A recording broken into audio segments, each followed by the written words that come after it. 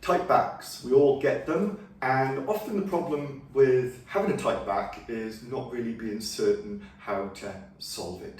The tight back itself very often is not the author of the problem, it's the solution that your body needs to keep you safe and protected. In clinic, what we tend to look at and focus a lot of our time on is how the body is moving generally in gait.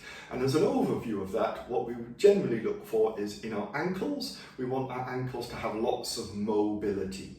In our knee, the knee needs to be stable because it transmits the power from the hips down into the foot. The hip being a ball and socket joint, we want lots of beautiful mobility, in particular internal rotation, which we achieve the most internal rotation, which we're striding out with that nice long gait. Now, if we get all of those things and we're moving correctly, generally that means that we're taking the pressure off the back.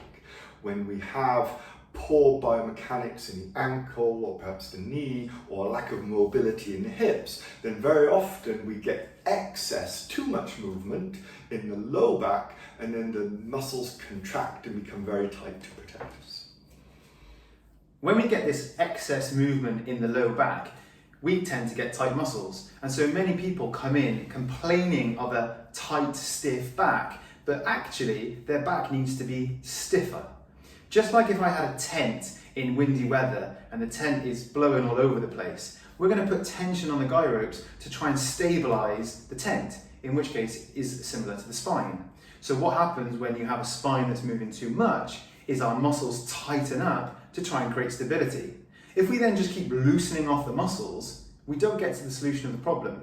So what you can do is try and mobilize your hips and your ankles and see if that has any effect on helping to stabilize your back.